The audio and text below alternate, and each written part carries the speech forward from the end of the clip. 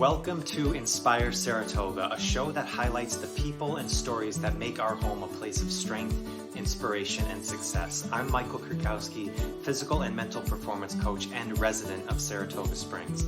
And in this show, my mission is to connect with the great people who also call this place home, hear about their work and what they do for this town, and share their insights and experiences in health, wealth, and happiness for you, my neighbors. Thank you for joining me wherever you are in town. Let's dive in. Welcome to Inspire Saratoga. What's up, Leah? Thank you so much, Michael. I'm so happy to be here. Thank you for you to be here. Exactly. Actually. Thank you for bringing me into your beautiful home. This is awesome. Thank you. Yeah. So I appreciate you coming on. This has been a blast putting together. We've got a chance to connect a few different times now over the past few months. From I think Karen was the one that introduced us. Catherine Hoover. Catherine Hoover, right? No, Bo Gulliver. Bo Gulliver. Okay. Yes. Yeah. Okay. A lot of mutual connections Yes, that's so right. far. Yeah. So, no, it's been a blast just getting to know you and seeing that the work that you're doing. So I thought it would be fun to talk more about your work with Brave Lion, but also about just your time in Saratoga. And I just really appreciate you coming on today. Thank you. I appreciate you too. It's been a pleasure getting to know you. No doubt. And speaking of inspired, you're definitely a person that inspires others too. We'll cut it right there. That's okay. all And scene. So how long have you been in Saratoga? I was born here Okay. in 1977, so 47 years. Okay. My parents actually grew up in this area as well, Colony and Mechanicville, and moved to Saratoga on North Broadway. They got an apartment in 1973, so we've been here a minute. We moved actually away for a little while to Washington, D.C., and then came back when I was a freshman in high school, so I graduated from Saratoga High School here, and then went to college at UMass in Amherst, and went to New York City after that for a little while, and then found my way back home here. Okay. Yeah, so I've been living here in this area, as a grown-up for 25 years. Okay. Yeah. Did you like it as a kid? Was it a fun spot to grow up in? Absolutely. I think Saratoga is one of the most unique and magical places, and I have had the fortune to travel. I mean, being able to, I went to college, but then I studied abroad in college in Italy, and so I got to experience cities in Europe, and even throughout this country I've had an opportunity to travel, and I honestly don't think that there's many places that compare to the uniqueness that Saratoga is. So growing up, I mean, the city itself looked different. Like if you think of Broadway, it's developed and changed so much over the time that I've lived here, but like the essence of this city feels the same to me since I was a kid. Yeah. Did you feel it early on, or did you feel like you had to go away and then you felt a different type of sense of that uniqueness when you came back? Both. There was something always special about Saratoga, even in like visiting other towns and around this area as a kid. I would think, oh, this isn't like Saratoga. Like I had a feeling like there was something special, mostly because of community though as well. And I as a child, my mom had a business on Broadway.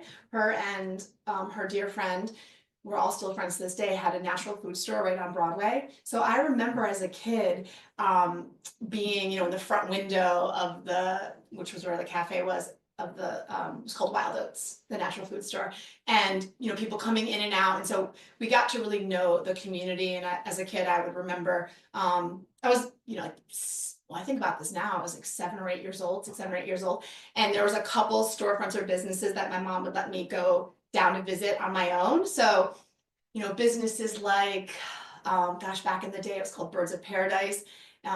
It then became a more beloved, and now it's a new owner at Something Blue. It was a bridal boutique. Okay. But back in the 80s, she had a storefront on Broadway, and I would go and be able to visit and like look at all the dresses, and there's just a sense of like caring for each other in the community that I felt as a child. And then I'd go back to my mom's store, and I just ran into the owner of that business recently at Four Seasons, and we're talking about those days that were, 40 years ago. Yeah. And one of the birds that she had in the store is still alive, which is pretty. Oh my God. I know. The turtle? I can't remember what kind of bird it is, but that was one of the things I loved to go visit, was to see these birds, and she had the Birds of Paradise. And And so it was, being a young girl and seeing all these magical dresses and the fashion, but then also the bird, and the bird's still alive, so it's pretty Wow. cool. Yeah. Oh, that's awesome. Yeah. Have you seen, I mean, you've been here for a while. Have you seen it, has it changed a lot, do you feel, since you were younger to now? Or is there still like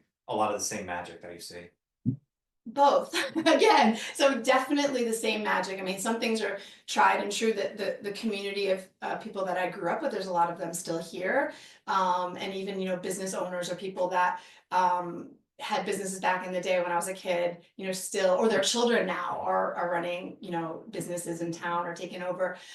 So there's that sense of community still, but it definitely has changed. I think people are flocking here, so you're getting a lot of folks that know and feel that magic too, and have come here, which of course changes the dynamic. But I think once they're here, that magic that is part of like a Saratoga born and raised individual kind of is awoken for them too. Yeah. Yeah. Yeah. That makes sense. What I like to ask is, I'm always interested with Saratoga because I grew up in Niskayuna, so Right. not too far away, and we didn't make it up here as much. But there was always there's a special feeling around this town. It had like a small town, but also you got a little city like busyness to it, which was always really powerful. Maybe what's something that you love about this area that maybe people don't talk about as much, or something that's maybe unknown if people haven't been here? We talk about everybody knows the track, like that's Sure. very famous, but with people who are local, what's something that is like you think a little bit more special that maybe you don't hear a lot of people talk about as much? Okay, I have a very clear and easy answer to this. It's the water, so the mineral water and the baths. Like Saratoga is health history horses is what we're known as. And so again, like you said, everyone thinks of horses first and foremost. I mean, I remember back in the day, Saratoga was the August place to be. It was just the 4 weeks. Now it's longer, obviously, but the health component, that people used to come here to heal from those mineral baths, and that Franklin Delano Roosevelt like created those palatial structures in the state park to like honor and access that water. To me, it makes Saratoga so unique, and it's really our hidden treasure. I mean, it's like running underneath the ground, of course, but I have been taking mineral baths since I was a kid. That's one thing that my parents exposed us to. And when you tell people that you go to take a mineral bath, like you get mixed responses. But every single time that I go, I think to myself, like, how is it possible that not every single person who lives here is lined up to regularly benefit from the medicinal and just the relaxation piece of it? I think there was recently like a convention or an educational conference that was done about like thermal towns, and like there's not many of them, and like we are one. Yeah. Like people go to Europe to experience this, and like it's right here. Yeah. It's magical to me. That's interesting. Nobody said that yet on the podcast, which I've seen them before. I haven't experienced it as much, but yeah, now I think I need to make an appointment and figure it out. I don't like to should or have to, Right. but you have to. First of all, just the experience of going into the Roosevelt, structures to do that. And then I think it's one of those things that if you have an open mind, you go and you experience it, you'll be changed and you'll be hooked forever. Yeah. Yeah. Oh, and if awesome. you're a Saratoga resident, you get a discount too. Oh, do you really? Yeah. Oh shit, okay. I didn't know that. I'm not, maybe $5 something off, but writing that one down. well, this is a funny story. When I started dating my husband, I was like, oh, I'm going to take a mineral bath. I was like, what's this mineral bath you speak of? And so he's from Mechanicville, and so we did a date, like a mineral bath days early on, and so that's was kind of like a cue as to we were gonna make the cut if he thought that was a. And that's what I knew. I was in love with him because he accepted jumping into a mineral bath. Yes. Yeah. And so we did it. Well, you have your own room and your own bath. So and he came out and he was like, I don't know what just happened, but I've never felt better. And we so anyway, then his brothers, so he's one of 4 boys, his brothers found out about this bath date, and they're like, what? But they were curious. So then they went, and a bunch of guys started going on these mineral bath dates, and then they'd go out to lunch at this, because you're like starving after, well, at least I am. Yeah. And so the big jokes that we like turn these like kind of like macho dudes into like regular bathers. Yeah, guys, screw fantasy football, That's right. all your gatherings. Oh man, they do that Go too. get a mineral bath. Yeah. Oh, I love it. Oh, I love the history that you have with this town. I think Yeah. that's really cool. So, so now getting into your work, you're a mindset coach, you're a yoga practitioner, and you created Brave Lion Mind. Yes. Okay, what is Brave Lion Mind, and what is the mission behind this? I'm Well, curious. okay, so, well, I'm glad that you're curious, because that's like the number one thing that Brave Line is about, tapping into and keeping your curiosity Mhm. alive in life. But, so Brave Line is an education business where I teach mindfulness, neuroscience-based mindfulness and movement to students, educators, school communities, really actually, anybody that will listen, but primarily I really like to work with children and those that support children. And of course the child within those people that are supporting children.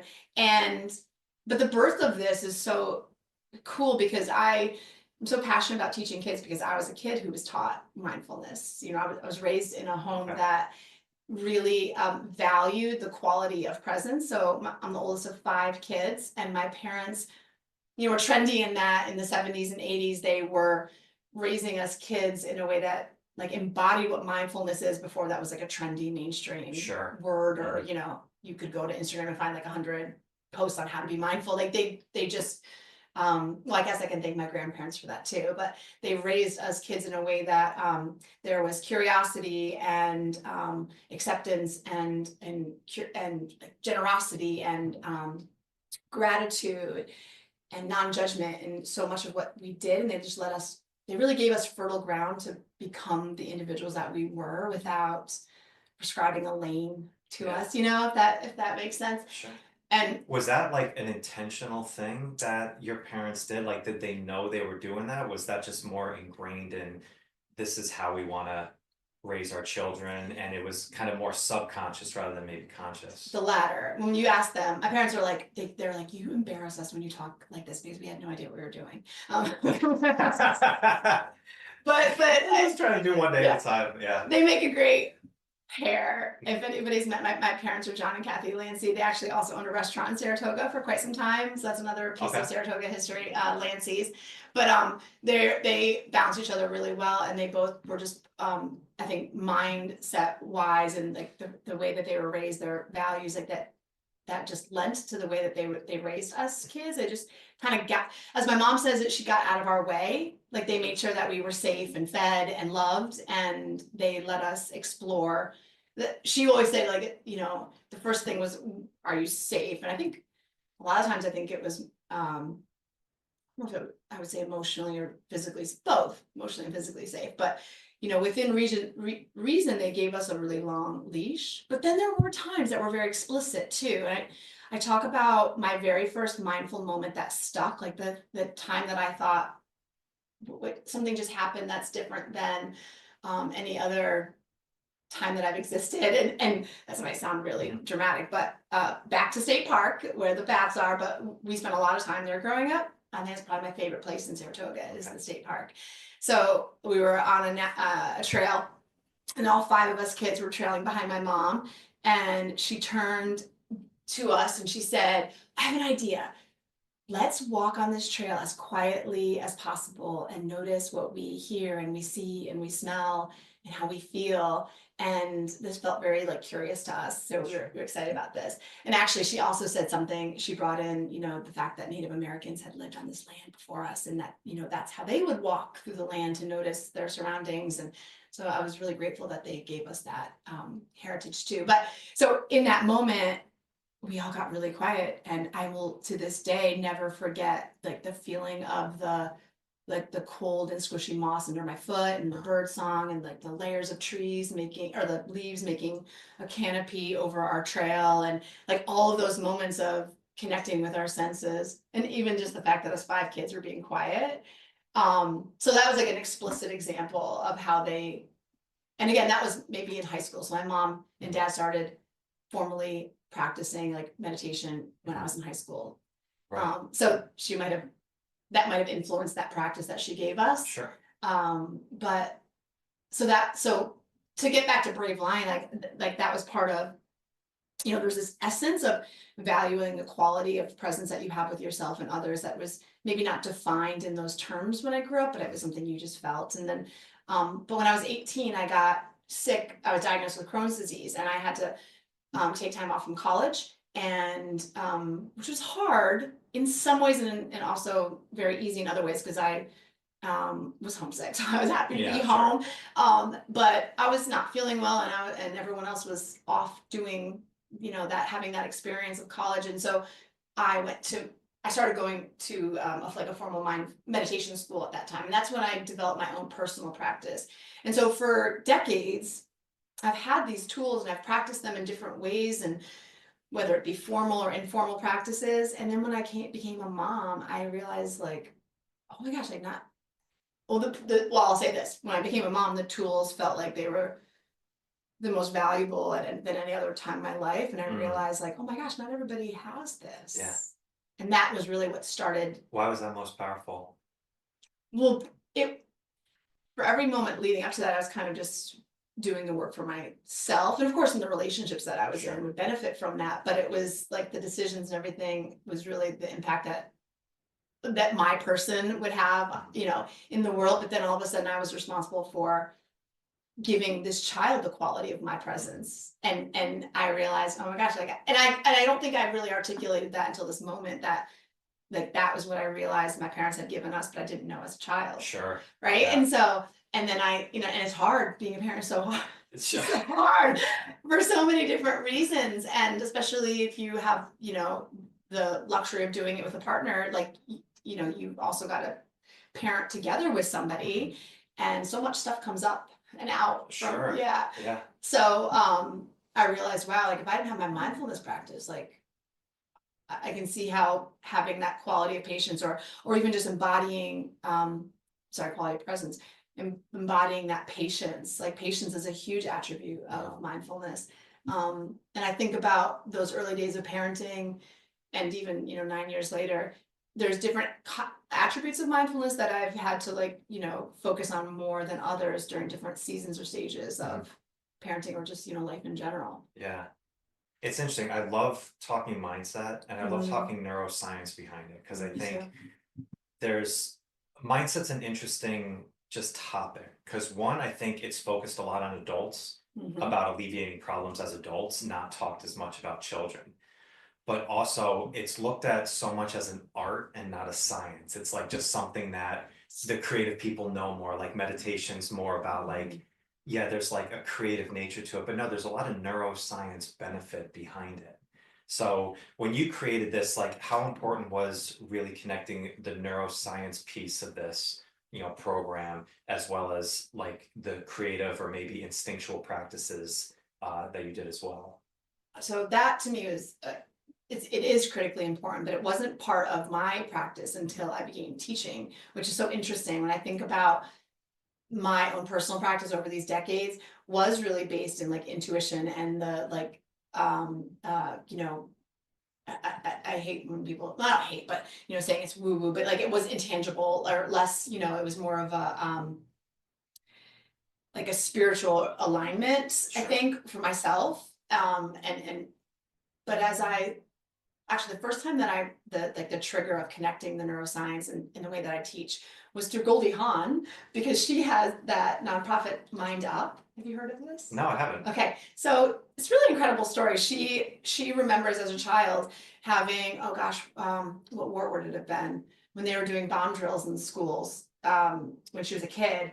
That's like the Cold War. Cold War time. Yeah, like and so, after Nam. Yeah, so she remembered how much anxiety and stress that caused her as a child. And so she had found meditation at some point in her life, and decided that she wanted to create a neuroscience-based program for children to help them, find mindfulness and meditation. So when I started my journey, I started with yoga first. So I got my yoga teacher training, and my training, I think, depending on where you go, some of it can be really technical and some of it can be very mindset based, and mine was extremely mindset based. And I think it's so cool because you find your teacher in the most interesting, I think, kismet ways. And when I got that like thunderbolt moment of knowing I wanted to be a teacher, that I wanted to go through the training to be a teacher, the teacher presented themselves. And if I had spent months and whatever researching, I don't know like who knows who I would have picked, but you're right, they were there, and they very much gave me exactly what I needed, Yeah. which was very mindset based. I remember at the end of the training also feeling like, "Man, I don't feel like I have a lot of the mechanic, like how to teach the mechanics of yoga. I don't feel as fluent in that." And then I realized like, oh, that's the stuff that you can read in a book. Right. You know what I mean? Like in practice. And Sure. but what I gained from the mental alignment and mindful component of the training was so valuable. So I guess that was one first cue included me about how important that piece is in any mindfulness practice or tool that you use. And then I did a training with Mind Up. And when I started learning more about actually in Mind Up, that's how they start their whole curriculum, is teaching the kid about their prefrontal cortex, their amygdala, and the hippocampus. And they do it in such a fun and playful way.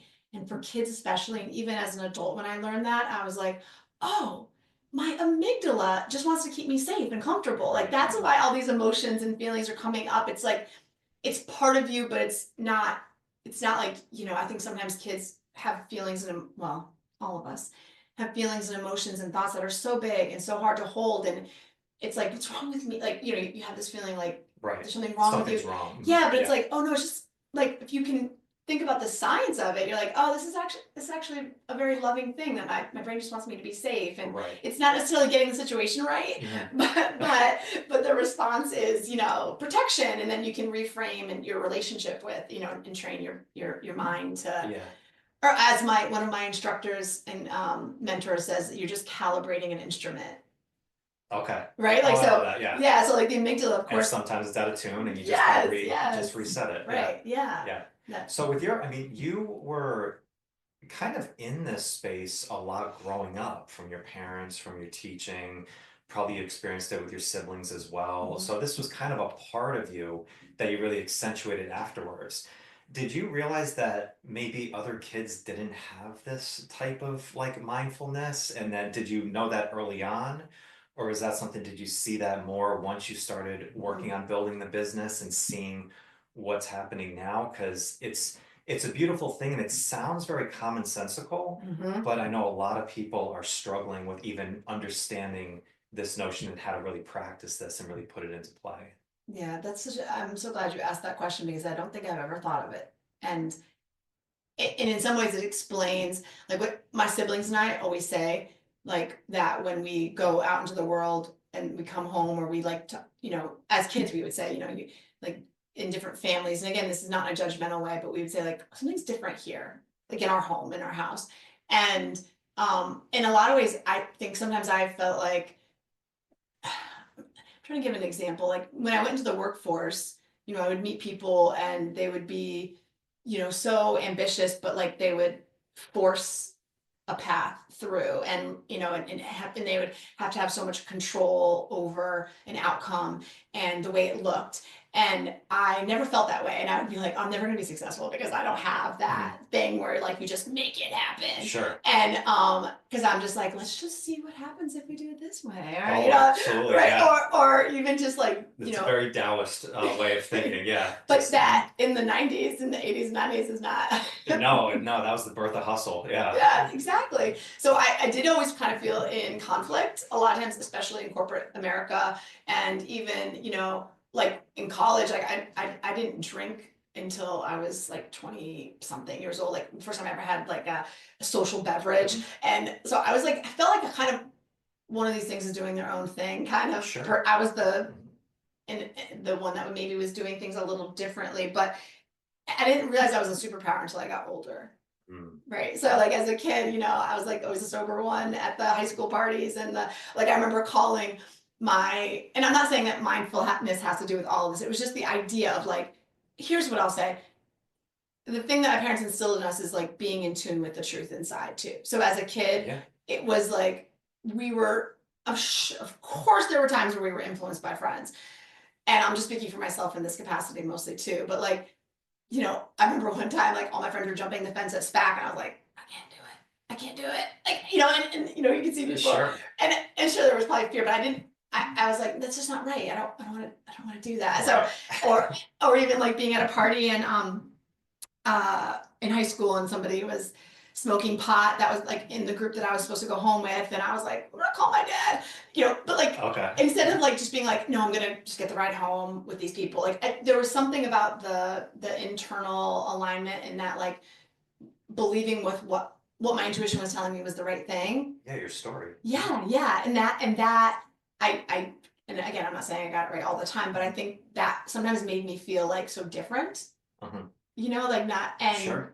but now as a grown up, I'm like, wow, I'm so grateful Mhm. for those parts of those times in my life where I stayed true to what was or I tuned into what was happening inside Right. and trusted that and acted upon that versus like I need to go with the flow or I need to do this thing that everyone else is doing to fit in. Like yeah. Yeah. I think in specifically with the mindset space and the mindfulness space, there's this idea that it's this like a hustle culture discipline of everything has to be a challenge. You need to push on, you need to press forward, and like you don't like it's not successful unless you bled for it. Like you need to put like everything into it and have this like stoic based, situation where sitting back and just actually letting things happen and letting go and surrendering to it, doing your best, but then letting go of everything else Mhm. is almost a sign of weakness, like you're going backwards. Yep. And I think I've seen it in other cultures where it's like it's very much sit back the siesta type mentality, Mm. where in America it's very different. And I've always I've said this before, like I'm in a space that I connect with people in my client work, in my podcasting work. I connect with people who are high achievers, people who are aiming up in their life. So you can almost get a little bit jaded into the whole entire culture of what people are thinking, because I'm talking to people all the time who are experiencing these things and overcoming obstacles, people like yourself who are in this mindfulness space, not realizing that there's so many people that are struggling with this. Yeah. And not just adults, but they're transferring it down, to their kids Absolutely. and not knowing really what to do in that space. So kind of looking at that in the work that you've done with Brave Lion and just like your experience, what are the things that you wish more educators or adults knew or help children practice to help children understand this more? Hmm. Well, I a lot of times when I work with educators or if I'm talking to administration about working with their school community, I always say like if you go to your educators and say, here's a curriculum I want you to implement for mindfulness, to them they're hearing like, oh, here's just one more thing I have to find time and space and energy for. And I always say, but what if you gave it to them first? Like what if you gave them the tools to have a practice for themselves, not the role they play as a teacher or a parent or a colleague, but you said to your educators, I value you so much that I want you to have these tools. And, we'll see what happens with the way that radiates to translates and integrates into the classroom.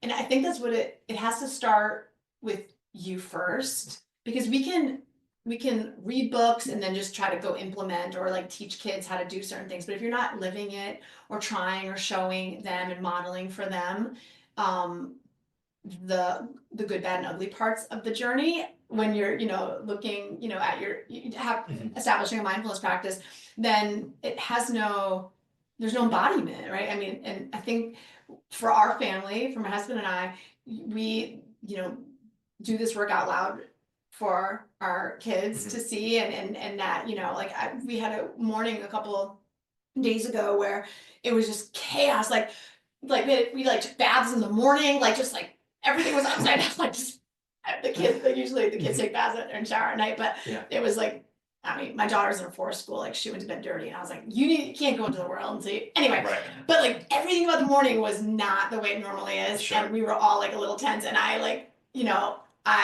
stopped everything, and I was like, guys, holy smokes, I called it out. I called it audible, and if I could, I had a couple of choices. Like I could have just forced through and powered through, like, making sure that everyone got in line and did what they need to do, or we just like paused and like showing them that you can stop and hit reset. Right. It's so powerful, right? But me just saying Yes. that, me just saying that to them isn't gonna do anything, but me doing it Right. is the thing, right? And them seeing me like have a moment of a humanity too, because that's the thing. Like think sometimes there's a separation of like kids thinking that, oh, when you're a grown up, you're this way. And Right. grown-ups thinking that kids have to be a certain way, but like we're just grown-up kids, like we're right.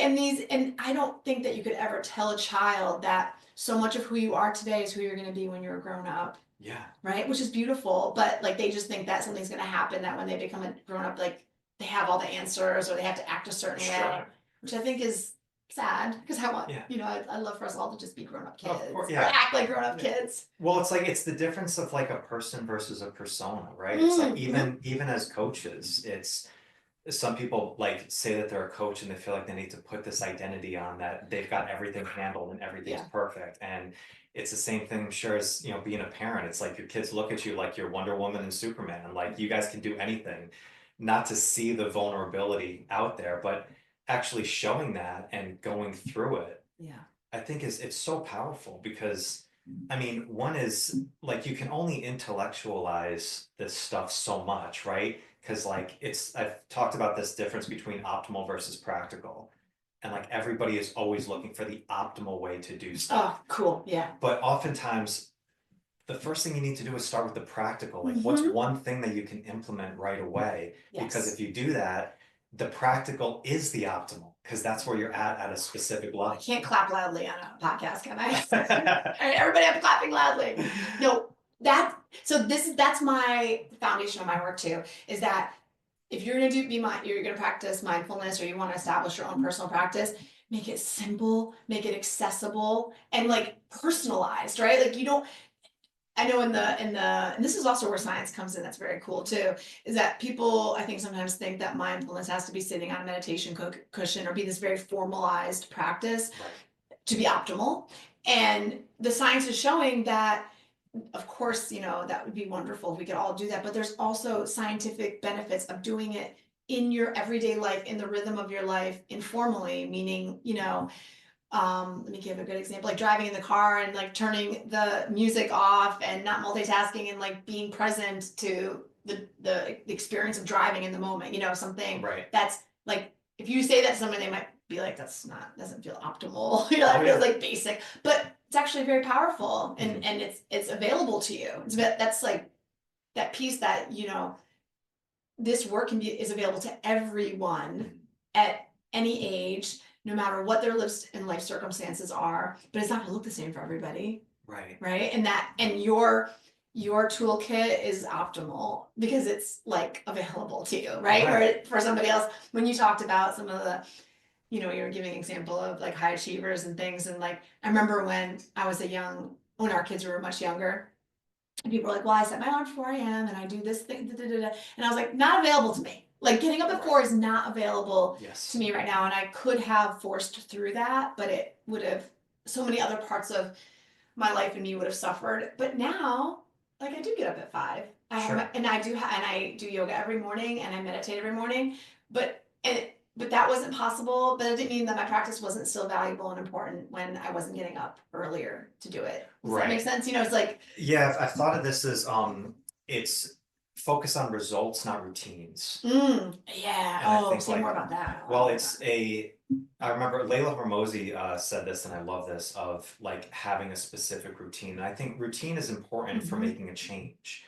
But if you feel like you need to do a specific routine to get exactly in this state of mind or where you need to be, and you need to do all of this stuff in order to be okay for the rest of the day, you no longer have a routine, you have a superstition. Yeah. Yeah. And I see this a lot in the health and fitness space because everybody's looking at this specific routine. Is it better to train in the morning? Is it better to train in the afternoon? Is 30 minutes better or is 40 minutes better? My answer after 16 years of doing this, it doesn't matter as long as we're getting it done by the end of the day of what we need to get done. Some weeks is going to go maybe twice a week. Some days you're going to get a little bit more. That's why we call it in our program a highway, the highway of strength, where it's like if you think of a highway, there's 3 different lanes, Sure. right? The middle lane is like, all right, this is what I hope to do. The left lane, that's the passing lane, right? You're going a little bit faster. Yeah. Maybe you got a little bit extra juice or a little bit more energy to do a little bit more. But the right lane, that's the carpool lane. It's a little bit slower. So if everything goes to shit this week, but these are some things that I can still get done. Yeah. If you go on a highway, everybody's going at a different speed, but what are they all doing? They're all moving forward. I love it. That's so beautiful. So if you adopt an idea like that of like, all right, this is what I'm going to do. And I think of this with mindset as well, because mindset is not a thing. It's leading you into something. I remember Peter Crone had the best line. Somebody asked him, do you practice meditation? He said, no, I aim to live in a meditative state. Beautiful. And it's the same type of thing that we're talking about. Yes. And it shows you too that like different times call for different like effort or energy, so like that idea too of there are times where you do have to be in the like or the situation or the circumstances calling for you to be in that passing lane. Yeah. And or maybe another circumstance is and I don't want to say that the carpool lane is passive, but but when your mindset or you're being mindful, like you're actually able to be in the moment and realize the reality of what's being called for, not reacting or responding to what any other influence around you or any something that's maybe been preconditioned from the past. Like it gives you that moment to be in the actual moment, see it for what it really is and say, okay, what's being asked? Like what's the most appropriate thing? Yeah. And if you have it, right, you're able to carry through. Oh, that's so beautiful. I love that. Yeah.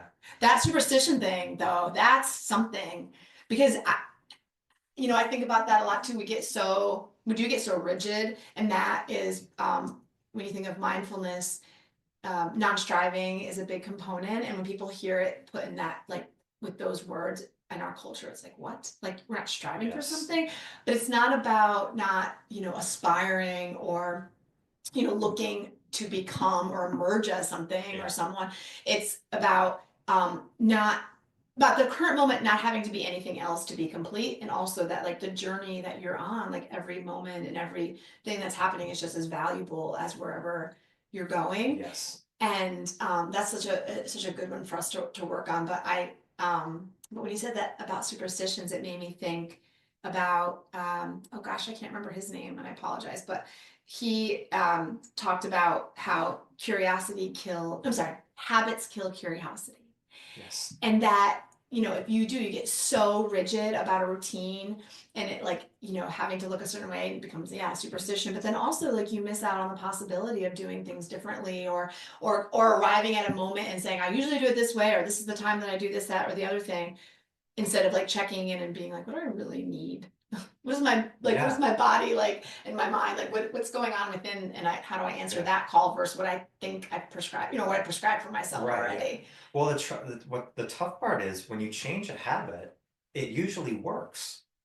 There's a piece that works for a period of time. Yes, yeah. But it only works for a certain period of time, and then you need to pivot, and then you need to make adjustments. Right, where you become when the habit starts working so well that you become robotic. Yeah, it's a balance of order and chaos, right? Like you need the order, but then life is going to bring chaos in. It's that structure versus intuition. It's like, I've used this thought of like a professional basketball player. You take LeBron James, right? It's like greatest basketball player, playing. Excuse me. Playing. Good thing that playing. You. Oh no, I'm not sure. I'm very careful with my words. But if you think of like a basketball court, right? Like you learn the fundamentals and the structure behind it. You learn the rules. Okay, this is how you do it. You dribble the ball. You go into the hoop.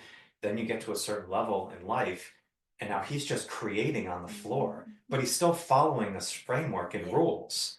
But it's not just a specific plan. Now you can create and you can flow on that piece. But first you need to learn the rules of it, which is good. But then dance inside the lines, figure it out in between. Love that. And that's also a great analogy too, because he has to play in a community or a team to be successful.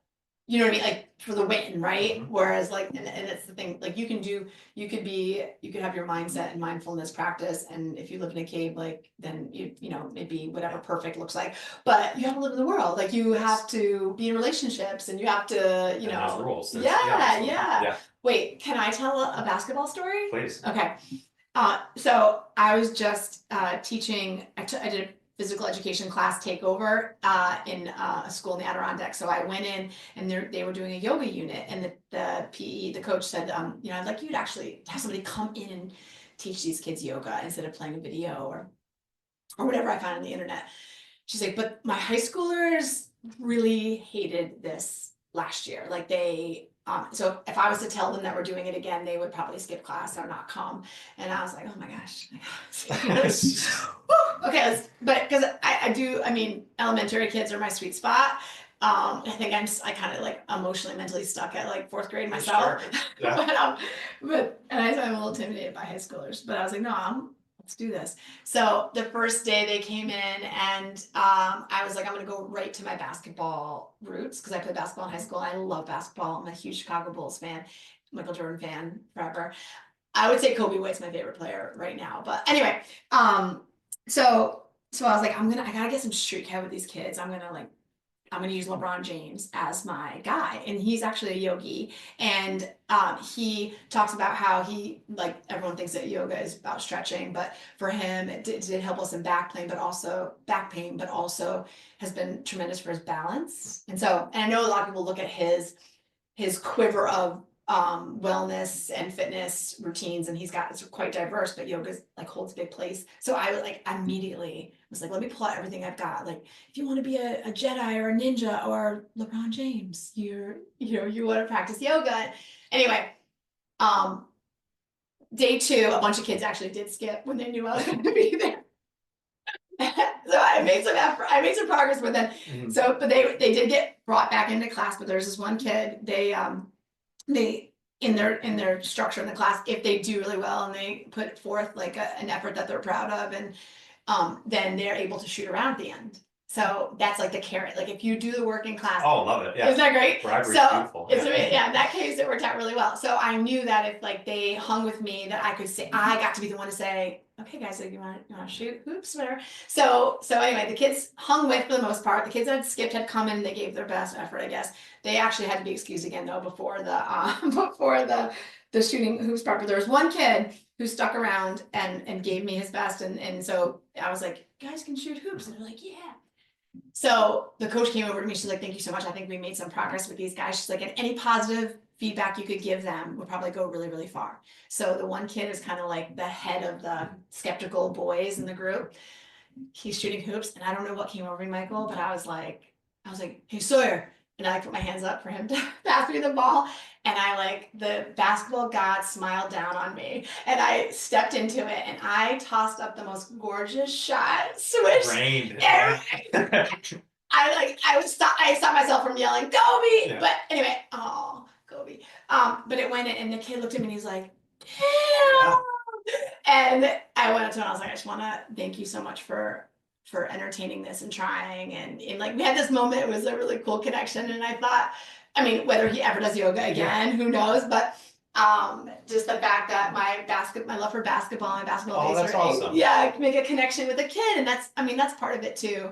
Like helping them see the applications of all of this work and like what they already love. Sure. Yeah. Oh, what a cool story. That's such a great connection. When it was done, I tried to play it so cool. When I hit that shot, I tried to play it so cool. He's like, did you play basketball? I was like, I did. You should have just Steph Curry and just turned around and just left. Just walked out, right? That's where I did lose my street cred. I called him Stephon Curry. And they're like, who's that? I'm like, and the one goes like, that's Steph Curry. I'm like, I use his full name. I was like, his mom was a Montessori teacher. He's a yogi, trust me. Oh, that's great.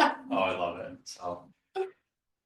All right, Leah, I've got some little quick fire. Okay, let's do this. It's just been awesome. I really appreciate you taking this time. So this is just fun. Some fast as you can. Mountains or beach vacation? Oh, mountains. Okay. Mountains. What's your favorite mountain? Oh my gosh. Any Adirondack mountain. Okay. Anytime I'm heading into the Adirondack Park I'm happy. Okay. Yeah. All right. What's the best hour of the day? Oh gosh, all of them. Geez. I'm gonna say 8 a.m. 8 a.m. Yeah, it's really weird. But I like the morning. Yeah, I love the morning. Okay. I do love the morning. Oh, that's a good one. I like it. Okay. What never fails to make you laugh? Oh, that's a really great question. Honestly, this is gonna sound so cheesy, but my kid's laughing, like when somebody else is belly laughing. Yeah. Yeah, it is. It's an energy transfer. Mm-hmm. Yeah. Or my brother Matthew. Okay. All right. Like spit coffee out. The sibling laughter. Yeah. I get it. Okay. Window or aisle seat? Oh, jeez. God, I'm such a both person because I see how awesome both of them are. I'll say window. Window? Mhm. Okay. So many window people. But I want to say because I do like for the yogi in me, I want to stretch my legs out. I want to have like the openness, but Oh yeah, I want to be free to get up. yeah, but the view, like being able to like Mhm. look out the window and see even just the clouds, like that is, you know. I get it. Okay. Someone you most would like to have coffee or tea Mr. with? Rogers. Okay. Wait, was he gonna be alive or dead or something? No, that's it right there. No, Mr. Rogers. Really? Okay. Yes. Man, you had that one right on cue. Hey, wait a minute. I actually can answer a quick fire quickly. Yeah, I know, right? Okay. Might be a little bit tougher. What's the best advice that you've ever been given? Okay, actually, I don't know if this is the best, but it's the one that came right up, so I'm gonna go with it. If there is a doubt, there's no doubt. Ooh, okay. Oh, that's a mic drop. Right. What's the worst? That was my mom, by the What's way. the worst advice you've ever been given? Oh gosh. The worst advice I've ever been given. Well, the thing that's coming up is like, just do it. But I think there's times where like just doing it and going for it is really valuable. But I don't know why that came up, but I'm thinking it came up because like, if you just do it and you don't like pause and take in the moment and take in yourself, like, you know, you could be missing out. Yeah. So no, I get it. I know where you're coming from. I like it. No disrespect to Nike, but oh, I get it 100%. So go Under Armour. But a lot of people, I think, when I was starting this business, and they're like, you just have to start, like you have to just go. And I am so grateful that I did that. Like I did start somewhere. But and there's a fine balance for me of like not overthinking something. And right, like, and movement doesn't mean progress. Yes. Right, intentional movement. Yeah. So I would say then when it just do it, meaning like don't just do it, like the intentionality of things is so important. Awesome. Yeah. All right, last one. I ask everybody this because I'm always really curious. Who inspires you the most in your life? My husband actually did come up first because he really is one of the most like balanced and intuitive and like I want to say like open-minded people, like unsuspectingly, like he has like this like generosity and wonder at his core that is just so beautiful. But I also, this is gonna sound also cheesy too, but like every kid, man, like every time that I work with children, I learn so much from them and they inspire me so much. And the way that they are, the way that children are in tune with someone's presence and like vibration availability is incredible. Like the way that they see others and possibility in everything without all the censorship and editing that we do as adults is so inspiring to me. Love that. Yeah. So, Leah, thank you so much. This has been awesome. It's been a blast getting to know you, but to be able to sit down and really dive into everything that you're doing in your life has been awesome. So I appreciate it today. I appreciate it. I actually forgot there was a microphone here. If people want to know more about you, check out Brave Lion Mind, all the good stuff that you're doing. What's the best place that we can direct people? Right now would be my website, which is bravelionmind.com. I did take an Instagram sabbatical that was supposed to be just July and August, and I haven't gone back yet. Okay. But I am there too if you want to check out some of the archive. Brave Lion Mind would be the handle on Instagram. Do they say handle on it? Yeah, my handle, right? Yeah, I get it. Yeah. That's the relationship with social media is for me is definitely beautiful. practice, yeah. Leah, thank you so much. It's been awesome. Absolutely. Appreciate you. Listeners, thank you so much.